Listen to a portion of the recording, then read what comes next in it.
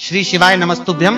हर हर महादेव भक्तों, आज मैं आपके सामने वह गूढ़ रहस्य खोलने वाला हूं जिसे जान लेने के बाद आप कभी भी सावन के पवित्र महीने में वह 3 गलतियां नहीं करेंगे जिन्हें करने से खुद देवों के देव महादेव रुष्ट हो जाते हैं और जिनकी वजह से घर से माता लक्ष्मी का वास हमेशा के लिए उठ जाने की आशंका बनी रहती है। जो बात आज मैं आपको बताने जा रहा हूं वह आपके पूरे परिवार के भविष्य से जुड़ी हुई है। साल 2026 में हमारा पवित्र सावन का महीना 30 जुलाई गुरुवार से आरंभ हो रहा है और शास्त्रों के अनुसार यह महीना अपने साथ इतने दुर्लभ और मंगलकारी योग लेकर आ रहा है जितने शायद वर्षों में एक बार बनते हैं।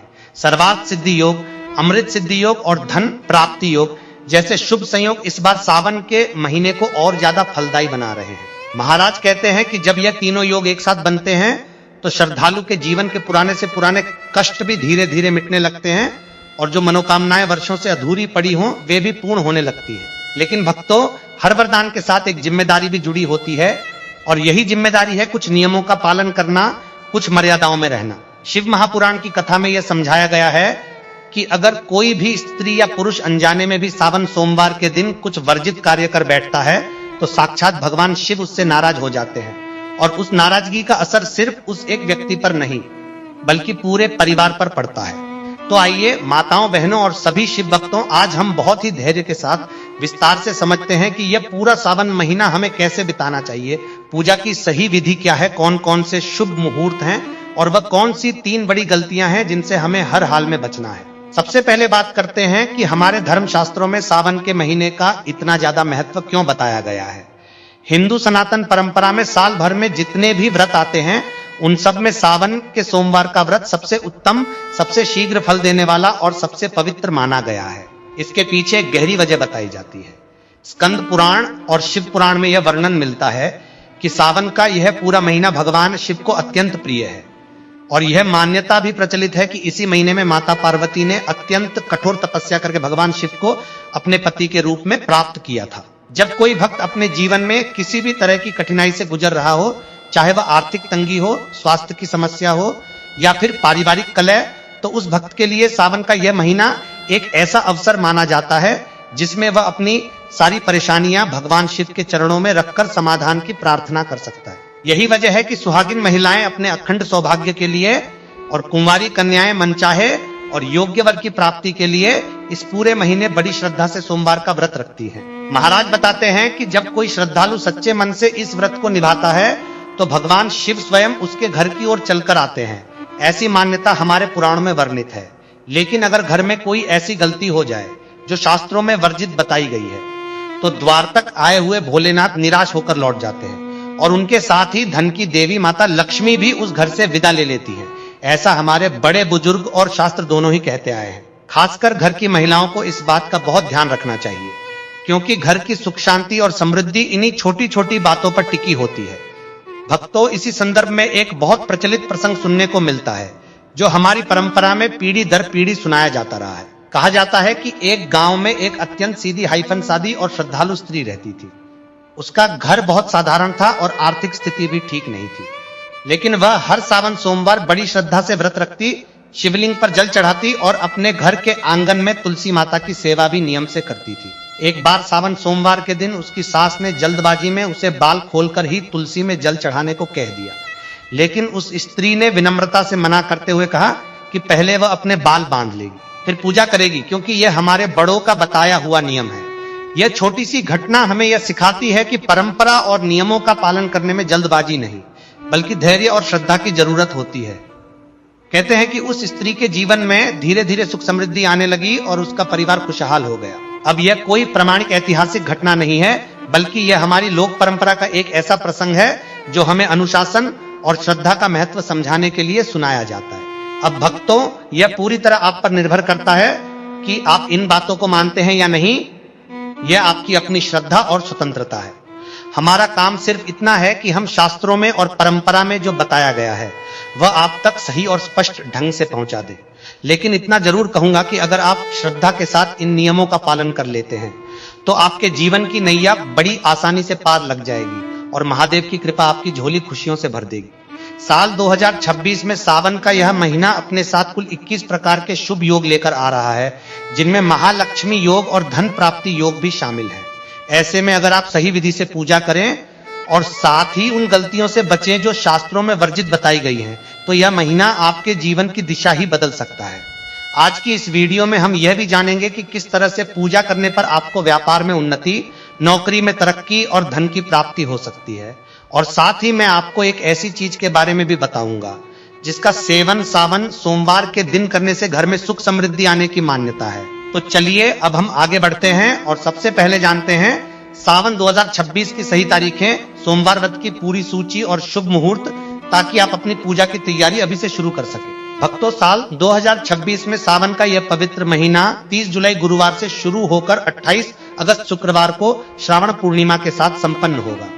इस दौरान कुल 4 सोमवार व्रत आएंगे और इन तारीखों को आप ध्यान से नोट कर लीजिए या फिर अपने मोबाइल में रिमाइंडर लगा लीजिए ताकि कोई भी सोमवार छूट ना जाए। पहला सावन सोमवार व्रत 3 अगस्त को रखा जाएगा।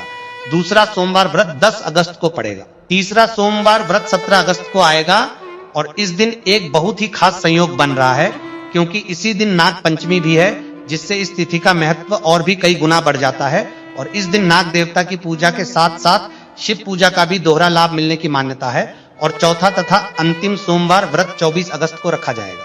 इसके अलावा सावन शिवरात्रि इस बार 12 अगस्त को पड़ रही है, जो अपने आप में अत्यंत पुण्यदायी दिन माना जाता है और इस दिन रात्रि जागरण करके शिव पूजा करने की परंपरा है। अब बात करते हैं पूजा के सबसे उत्तम समय की। शास्त्रों के अनुसार सोमवार के दिन ब्रह्म मुहूर्त और प्रदोष काल को पूजा के लिए सबसे शुभ समय माना गया है। हालांकि सोमवार को पूरे दिन शिव आराधना की जा सकती है, कोई मनाही नहीं है, लेकिन सुबह सूर्योदय से लेकर पूर्वांत तक का समय और शाम को सूर्यास्त के बाद वाला प्रदोष काल रुद्राभिषेक, मंत्र जाप और शिव चालीसा के पाठ के लिए विशेष रूप से फलदायी बताया गया है। अगर आप शांत मन से इन समयों में महादेव की आराधना करते हैं तो कहा जाता है कि आपकी अधूरी मनोकामनाएं जल्दी पूरी होने लगती हैं और मन को भी एक अलग तरह की शांति का अनुभव होता है। अब बात करते हैं व्रत विधि की, यानी सावन सोमवार का व्रत सही ढंग से कैसे रखा जाए ताकि आपकी पूजा भगवान शिव तक पूरी तरह पहुंचे और आपकी मेहनत बेकार ना जाए।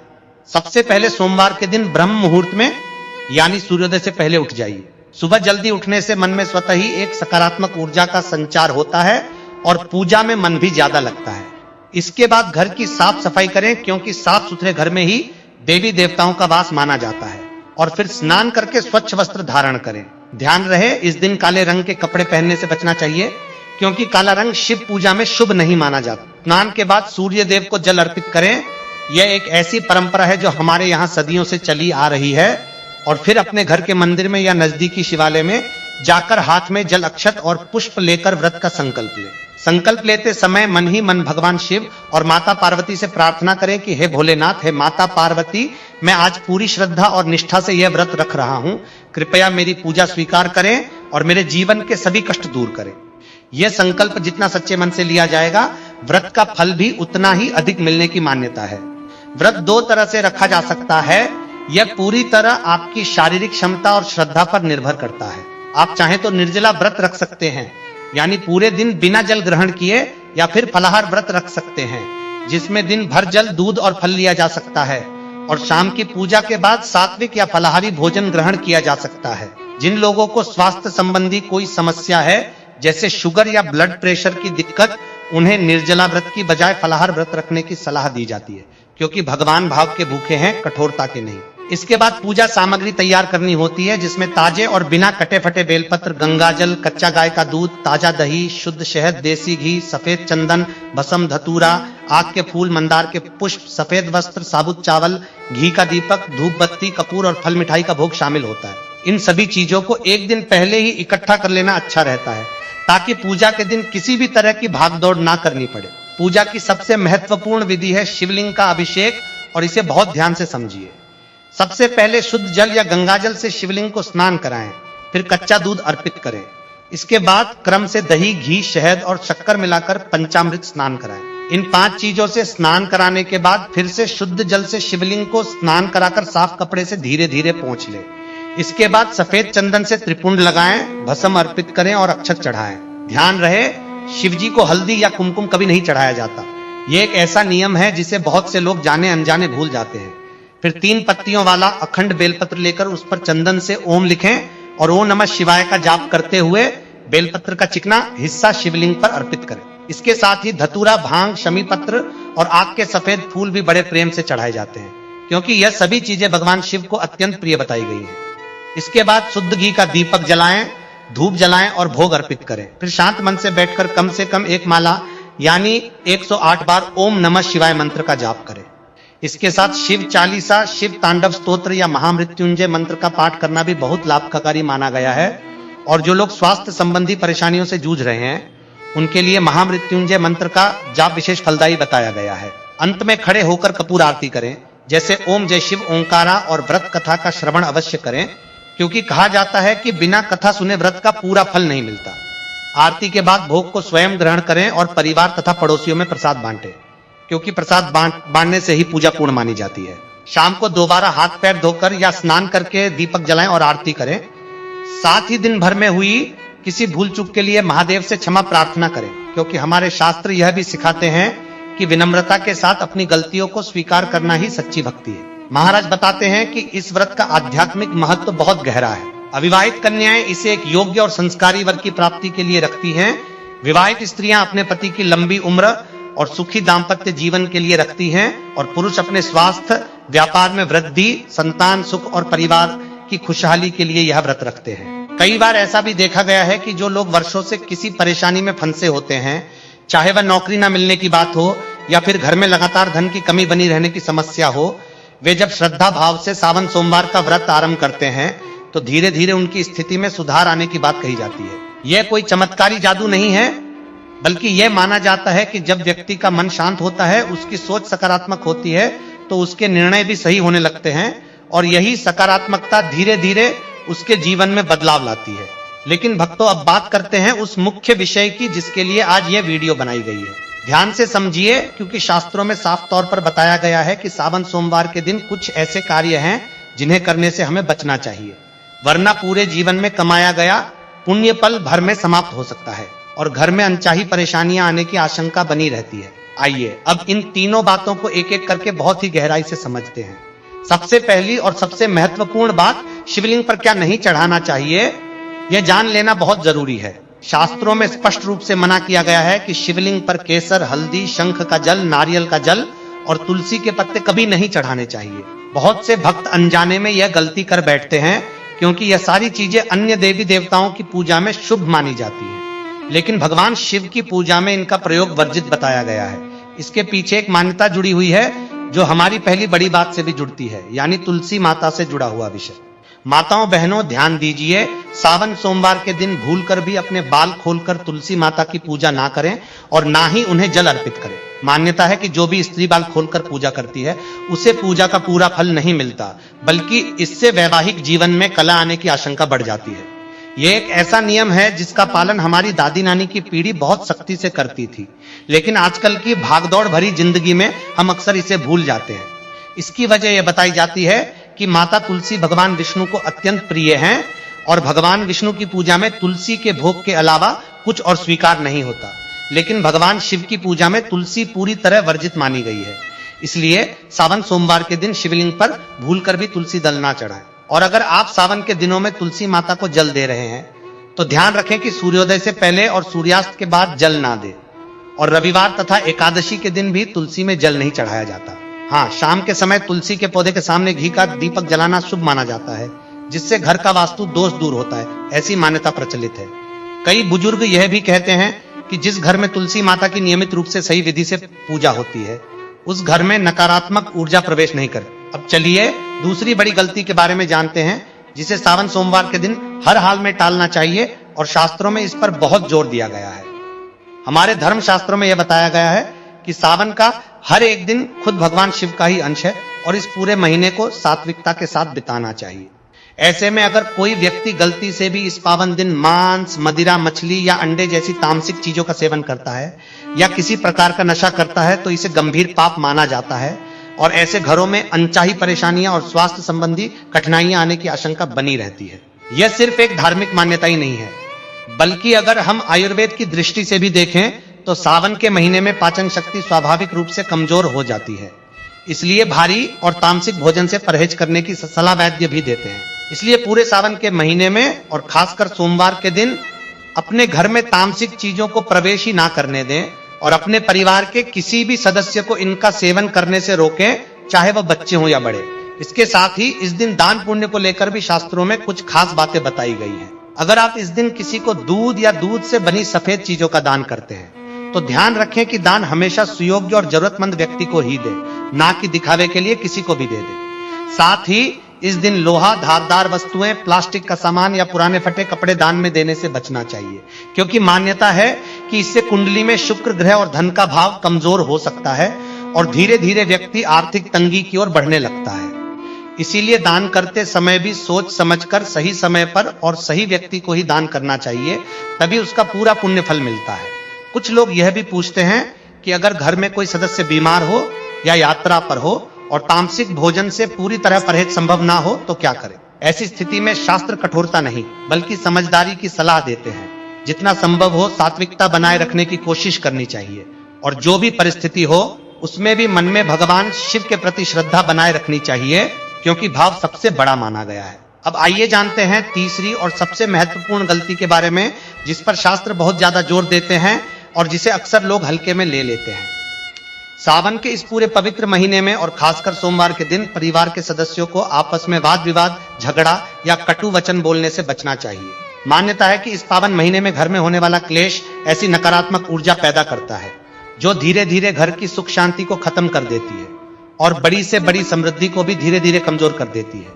सोचिए, जिस घर में हर रोज कलह होता है वहां कोई भी देवी देवता कैसे टिकेंगे। माता लक्ष्मी को भी शांति और प्रेम भरे वातावरण में ही वास करना प्रिय होता है। पति पत्नी को इस दौरान आपसी प्रेम और तालमेल के साथ रहना चाहिए, एक दूसरे की भावनाओं का सम्मान करना चाहिए। लेकिन साथ ही एक बहुत महत्वपूर्ण बात यह भी शास्त्रों में कही गई है कि व्रत के दिन या व्रत की रात्रि में पति पत्नी को शारीरिक संबंध से दूर रहना चाहिए, यानी इस विशेष दिन ब्रह्मचर्य का पालन करना उत्तम माना गया है। यह नियम इसलिए बताया गया है क्योंकि व्रत के दिन को पूर्ण रूप से आध्यात्मिक साधना और संयम के लिए समर्पित माना जाता है। इसके अलावा इस दिन काले रंग के वस्त्र पहनने और काले रंग की वस्तुओं का दान करने से भी बचना चाहिए, क्योंकि काला रंग शिव पूजा में अशुभ माना जाता है। साथ ही सावन सोमवार के दिन नाखून काटना, बाल या दाढ़ी कटवाना और सुहागिन महिलाओं का बाल धोना भी वर्जित माना गया है, क्योंकि मान्यता है कि इससे कुंडली में चंद्रमा की स्थिति प्रभावित होती है, जिसका असर व्यक्ति की मानसिक शांति और आर्थिक स्थिति पर पड़ सकता है। इसलिए इन छोटी छोटी लेकिन महत्वपूर्ण बातों का ध्यान रखते हुए ही सोमवार का व्रत करना चाहिए। भक्तों, इन तीनों बातों के अलावा भी कुछ ऐसी छोटी छोटी बातें हैं जिन्हें अगर आप ध्यान में रखेंगे तो आपकी पूजा और भी संपूर्ण हो जाएगी। पहली बात, सावन सोमवार के दिन जितना हो सके सुबह उठकर सबसे पहले भगवान का नाम लीजिए, ना कि मोबाइल फोन उठाकर सोशल मीडिया देखना शुरू कर दीजिए। हमारे बड़े बुजुर्ग हमेशा कहते थे कि दिन की शुरुआत जिस भाव से होती है पूरा दिन उसी भाव में गुजरता है। दूसरी बात, इस दिन जितना हो सके झूठ बोलने से बचना चाहिए। शास्त्रों में यह बताया गया है कि व्रत के दिन बोला गया झूठ व्रत के पूरे पुण्य को कम कर देता है, क्योंकि व्रत सिर्फ खान पान का संयम नहीं है बल्कि यह वाणी और विचारों का भी संयम है। तीसरी बात, इस दिन किसी गरीब या जरूरतमंद व्यक्ति की मदद जरूर करनी चाहिए, चाहे वह मदद छोटी क्यों ना हो। कहा जाता है कि जो व्यक्ति सावन सोमवार के दिन किसी भूखे को भोजन कराता है या किसी हाय की सहायता करता है उसे शिव जी की विशेष कृपा प्राप्त होती है। चौथी बात, इस दिन घर के बड़े बुजुर्गों का आशीर्वाद जरूर लेना चाहिए, क्योंकि हमारी परंपरा में माता पिता और बड़ों को भी देवतुल्य माना गया है और उनका आशीर्वाद हर पूजा को और भी फलदायी बना देता है। अब मैं आपको एक और महत्वपूर्ण बात बताना चाहता हूं, जो अक्सर लोग पूछते हैं कि अगर किसी कारणवश हमसे कोई गलती हो जाए तो क्या करें।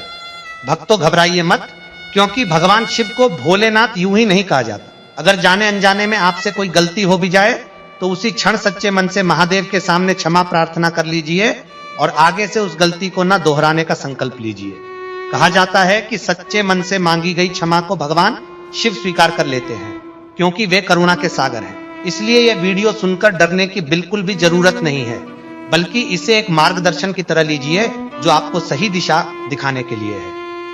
अब जरा विस्तार से समझते हैं कि अगर आप सावन सोमवार के दिन व्यापार में उन्नति और धन प्राप्ति की कामना कर रहे हैं तो किस विशेष उपाय को अपना सकते हैं। कहा जाता है कि सोमवार के दिन शिवलिंग पर जल चढ़ाते समय अगर आप उसमें थोड़ा सा कच्चा दूध और शहद मिला लें और साथ ही ओम नमः शिवाय मंत्र का जाप करें तो इससे धन संबंधी बाधाएं दूर होने की मान्यता है। इसके अलावा जो लोग व्यापार में उन्नति चाहते हैं वे इस दिन अपनी दुकान या ऑफिस को साफ करके वहां भी एक छोटा सा दीपक जलाकर महादेव का स्मरण कर सकते हैं। जो लोग नौकरी में तरक्की चाहते हैं वे शिव चालीसा के साथ साथ हनुमान चालीसा का पाठ भी कर सकते हैं, क्योंकि हनुमान जी को भी भगवान शिव का ही एक स्वरूप माना जाता है और उनकी कृपा से कार्यक्षेत्र की बाधाएं दूर होने की मान्यता है। संतान सुख की कामना रखने वाले दंपत्ति इस दिन शिव पार्वती की संयुक्त पूजा करके उनसे संतान सुख का आशीर्वाद मांग सकते हैं। यह सभी उपाय हमारी परंपरा में सदियों से चले आ रहे हैं और इन्हें श्रद्धा के साथ करने से मन को एक विशेष संतोष और सकारात्मकता का अनुभव होता है। छात्र छात्राएं भी अगर परीक्षा में सफलता चाहते हैं तो सावन सोमवार के दिन विद्या और बुद्धि की देवी सरस्वती के साथ साथ भगवान शिव का ध्यान करके पढ़ाई की शुरुआत कर सकते हैं, क्योंकि भगवान शिव को ही समस्त विद्याओं का आदि गुरु माना गया है और उनकी कृपा से एकाग्रता व स्मरण शक्ति बढ़ने की मान्यता है। भक्तों, यह तो थी वे 3 बड़ी बातें जिन्हें सावन सोमवार के दिन ध्यान में रखना बहुत जरूरी है। मैं यहाँ साफ कर देना चाहता हूँ कि यह सारी जानकारी हमारी सनातन परंपरा में सदियों से चली आ रही मान्यताओं, लोक विश्वासों और पुराणों की कथाओं पर आधारित है, जिन्हें अलग अलग ग्रंथों में अलग अलग ढंग से वर्णित किया गया है। इन्हें एक श्रद्धा और परंपरा के रूप में देखा जाना चाहिए, ना कि किसी डर के रूप में। महादेव तो भोले हैं, वे तो जरा सी सच्ची भक्ति से ही प्रसन्न हो जाते हैं। कहा जाता है कि एक बार एक अत्यंत निर्धन व्यक्ति ने बिना किसी महंगी पूजा सामग्री के केवल एक लोटा जल और श्रद्धा के साथ शिवलिंग पर जल चढ़ाया और उसकी सच्ची भक्ति देखकर भगवान शिव प्रसन्न हो गए। यह प्रसंग हमें यही सिखाता है कि भगवान शिव को भव्यता नहीं बल्कि भाव प्रिय है। शास्त्रों में यह भी कहा गया है कि जो भक्त सच्चे मन से बिना किसी स्वार्थ के केवल प्रेम भाव से महादेव की सेवा करता है, उसके जीवन में धीरे धीरे सकारात्मक बदलाव आने लगते हैं। तो इस सावन में ना डर के साथ पूजा कीजिए, बल्कि प्रेम और श्रद्धा के साथ भगवान शिव और माता पार्वती की आराधना कीजिए। अब बात करते हैं उस चीज की जिसका जिक्र मैंने वीडियो की शुरुआत में किया था। मान्यता है कि सावन सोमवार के दिन खीर या मखाने की खीर का भोग शिव जी को अर्पित करके स्वयं ग्रहण करना और परिवार में बांटना अत्यंत शुभ फलदायी माना गया है। साथ ही सफेद चीजों जैसे दूध, दही और मिश्री का दान इस दिन विशेष रूप से लाभकारी बताया गया है। कहा जाता है कि जो भी व्यक्ति श्रद्धा भाव से इनका सेवन करता है और दूसरों को दान करता है, उसके घर में सुख समृद्धि आने की परंपरागत मान्यता है। इसके अलावा कुछ लोग शाम के समय शिव मंदिर में जाकर एक घी का दीपक जलाकर वहां थोड़ी देर बैठकर ओम नमः शिवाय का मानसिक जाप करते हैं। इसे भी बहुत ही शांतिदायक और सकारात्मक अनुभव बताया जाता है। अगर आप किसी वजह से मंदिर नहीं जा पा रहे तो घर पर ही एक शांत कोने में बैठकर यह जाप कर सकते हैं। इसका फल भी उतना ही मिलता है, क्योंकि भगवान शिव तो हर जगह विराजमान हैं, वे कण कण में हैं। भक्तों, एक बात और मैं यहाँ जोड़ना चाहूंगा। आज के इस भागदौड़ भरे युग में जहां लोग तनाव, चिंता और अनिश्चितता से घिरे रहते हैं, वहां सावन का यह महीना हमें एक अवसर देता है कि हम कुछ पल अपने लिए, अपनी आत्मा की शांति के लिए निकालें। यह जरूरी नहीं कि आप बहुत बड़ी पूजा करें या बहुत ज्यादा सामग्री जुटाएं, बल्कि सबसे जरूरी है आपका भाव, आपकी श्रद्धा। अगर आप सिर्फ 5 मिनट भी शांत मन से बैठकर ओम नमः शिवाय का जाप कर लें तो वो भी पर्याप्त है। हमारे बड़े बुजुर्ग हमेशा कहते थे कि भगवान भाव के भूखे होते हैं, दिखावे के नहीं। इसलिए अगर आप सावन सोमवार का व्रत नहीं रख पा रहे, किसी स्वास्थ्य कारण से या किसी और मजबूरी से, तो निराश ना हो। आप सिर्फ शिवलिंग पर जल चढ़ाकर या मन ही मन महादेव का स्मरण करके भी उतनी ही श्रद्धा दिखा सकते हैं। धर्म का सार यही है, नियमों का पालन करना, लेकिन साथ ही अपने हृदय में सच्चा प्रेम और भाव रखना। तो भक्तों, आज हमने साथ मिलकर जाना कि साल 2026 में सावन का यह पवित्र महीना 30 जुलाई से शुरू होकर 28 अगस्त तक चलेगा। इस दौरान 4 सोमवार व्रत आएंगे, यानी 3, 10, 17 और 24 अगस्त, और साथ ही 12 अगस्त को सावन शिवरात्रि का पावन पर्व भी मनाया जाएगा। हमने यह भी समझा कि पूजा की सही विधि क्या है, कौन कौन सी सामग्री चाहिए और पूजा का सबसे शुभ समय कौन सा है। इसके साथ ही हमने विस्तार से समझा कि वह 3 बड़ी बातें कौन सी हैं जिनसे हमें इस पवित्र महीने में बचना चाहिए, चाहे वह तुलसी और शिवलिंग से जुड़ा नियम हो, तामसिक भोजन और दान से जुड़ी बात हो, या फिर घर का शांति और आपसी व्यवहार से जुड़ा विषय हो। यह सारी बातें हमारी परंपरा का हिस्सा हैं, जो हमें एक अनुशासित, सात्विक और श्रद्धामय जीवन जीने की प्रेरणा देती है।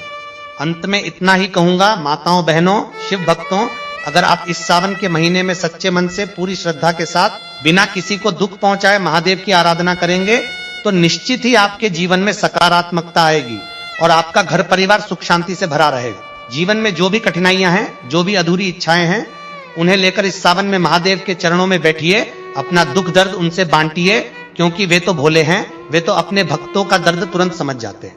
भगवान शिव और माता पार्वती की कृपा हमेशा आप पर और आपके पूरे परिवार पर बनी रहे। आपके घर में सुख, शांति और समृद्धि सदैव बनी रहे, यही मेरी हार्दिक कामना है। अगर आपको यह जानकारी उपयोगी लगी हो तो इसे अपने परिवार और मित्रों के साथ जरूर साझा कीजिए, ताकि इस पावन सावन के महीने में हर घर तक यह सही जानकारी पहुंच सके और हर कोई इस पवित्र महीने का पूरा लाभ उठा सके। भक्तों, इस सावन में एक बात और गांठ बांध लीजिए। जीवन में सुख दुख आते जाते रहते हैं, यह प्रकृति का नियम है, इसे कोई नहीं बदल सकता। लेकिन जो व्यक्ति श्रद्धा और धैर्य के साथ अपना कर्तव्य निभाता है, अपने परिवार से प्रेम करता है और साथ ही ईश्वर पर अटूट विश्वास रखता है, उसका जीवन धीरे धीरे संवरने लगता है। सावन का यह महीना हमें यही सिखाता है कि हमें अपने भीतर संयम, अनुशासन और श्रद्धा को जगाना है। यह जरूरी नहीं कि आप हर नियम को पूरी तरह निभा ही लें, लेकिन अगर आप कोशिश करेंगे तो निश्चित ही आपके मन को शांति मिलेगी। और जब मन शांत होता है तो उसी शांति से सही निर्णय लेने की शक्ति भी आती है, जो अंततः हमारे जीवन को बेहतर बनाती है। माताओं बहनों, अगर आप इस सावन सोमवार व्रत को रख रही हैं तो अपने घर की छोटी बच्चियों को भी इसके बारे में प्यार से समझाइए, ताकि आने वाली पीढ़ी भी हमारी इस समृद्ध परंपरा से जुड़ी रहे। परंपराएं तभी जीवित रहती हैं जब हम उन्हें अगली पीढ़ी तक सही ढंग से पहुंचाते हैं। इसी तरह पुरुष भक्तों से भी मेरा यही अनुरोध है कि वे भी अपने बच्चों को सावन के महत्व के बारे में बताएं, उन्हें शिव मंदिर लेकर जाएं, ताकि बच्चों में भी बचपन से ही श्रद्धा और संस्कार के बीज पड़े। अंत में एक बार फिर से दोहराना चाहूंगा, इस पूरी वीडियो का सार यही है कि सावन सोमवार का व्रत रखते समय शिवलिंग पर तुलसी, हल्दी, केसर, शंख जल और नारियल जल ना चढ़ाएं, तामसिक भोजन और नशे से दूर रहें और घर में शांति व प्रेम का वातावरण बनाए रखें। साथ ही ब्रह्मचर्य का पालन करें, काले वस्त्र और काले रंग की वस्तुओं के दान से बचें और नाखून, बाल कटवाने जैसे कार्यों को इस दिन ना करें।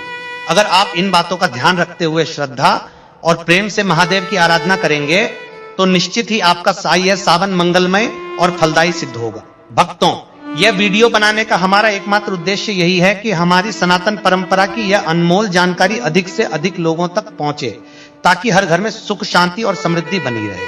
महाराज भगवान भोलेनाथ और माता पार्वती से मेरी यही प्रार्थना है कि वे आप सभी पर, आपके पूरे परिवार पर अपनी असीम कृपा बनाए रखें। आपके जीवन से हर तरह का दुख, कष्ट और अभाव दूर हो और आपके घर में सदैव सुख, समृद्धि, स्वास्थ्य और शांति का वास हो। यह सावन का पवित्र महीना आप सभी के जीवन में नई खुशियां, नई उम्मीदें, नई ऊर्जा और नई शुरुआत लेकर आए। आपके सारे संकट दूर हों, आपकी सारी बाधाएं समाप्त हों और आपका जीवन सदा भोलेनाथ की छत्र छाया में सुरक्षित रहे, यही हमारी हार्दिक कामना है। विनायक साधना चैनल के साथ जुड़े रहने के लिए आप सभी का हृदय से धन्यवाद। हर हर महादेव, जय भोलेनाथ, ओम नमः शिवाय।